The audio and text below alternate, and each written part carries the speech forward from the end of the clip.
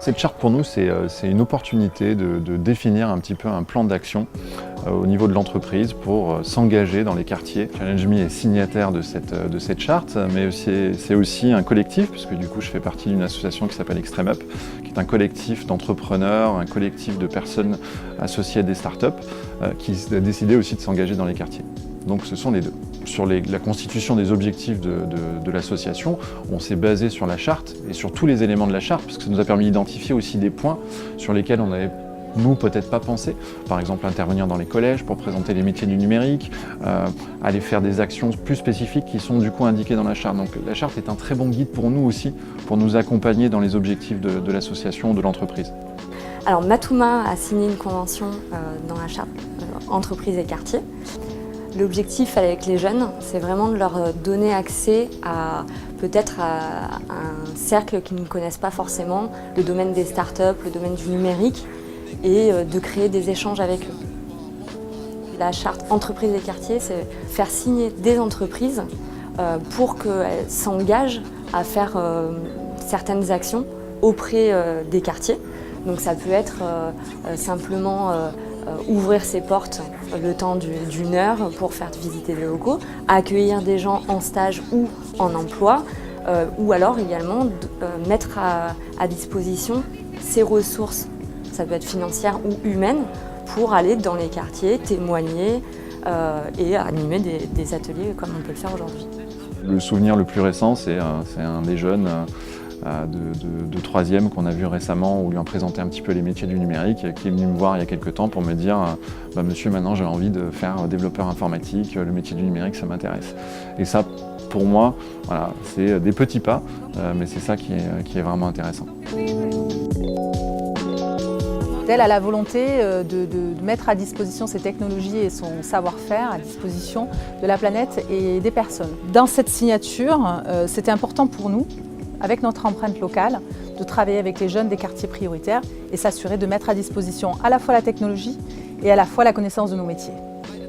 À la fois l'éducation elle est importante pour nous, puisque dans les métiers du numérique, on a du mal à recruter des jeunes femmes.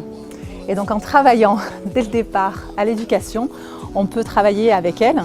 Quand on reçoit des jeunes ici, on espère avoir des jeunes filles qui vont se reconnaître dans des femmes qui vont présenter leur métier et leur façon de travailler ici chez elles. Nos salariés ont le droit sur leur temps de travail de donner du temps pour les préparer à des entretiens, les aider sur leur CV. Donc on mentore ces jeunes et donc c'est de l'éducation mais c'est aussi de l'accompagnement, du mentoring et du coaching. Donc pour moi, c'est une vraie opportunité pour les entreprises d'aller identifier ces profils-là sur le terrain, d'aller discuter avec eux. Un jeune a 6 fois moins de chances de faire un entretien avec une entreprise de notre type parce qu'il vient des quartiers, parce qu'il n'a pas de diplôme, parce qu'il est rentré dans un cursus scolaire qui ne lui correspond pas. Et bien en allant sur le terrain, on va pouvoir justement aller discuter avec eux et aller identifier des compétences sur du savoir-être qui peuvent être très très intéressantes pour une entreprise aujourd'hui.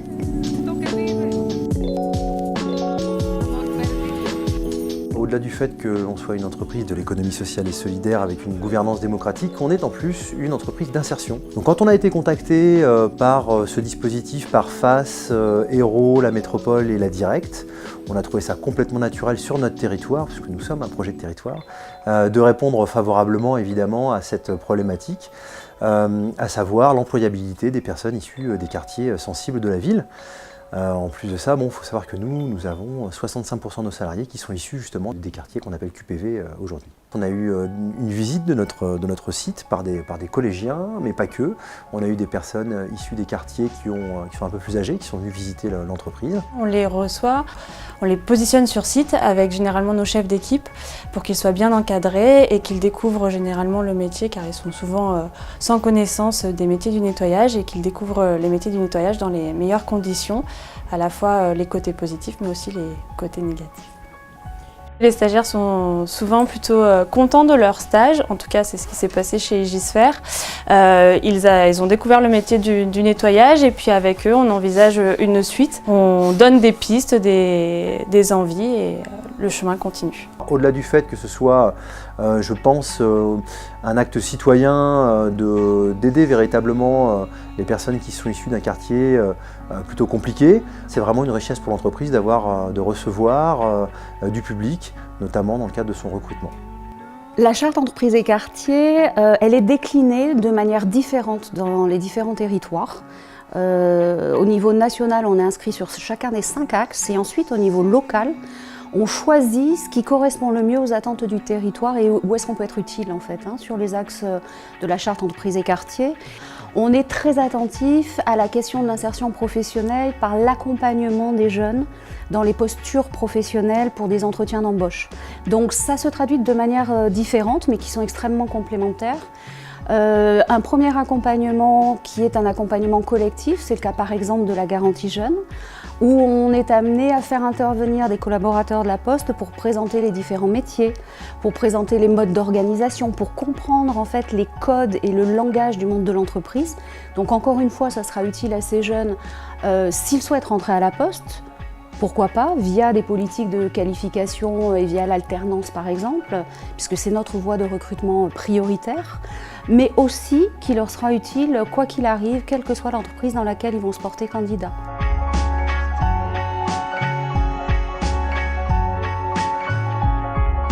Depuis 12 ans, BNP Paribas est consciente des difficultés que peuvent connaître ce quartier politique de la ville.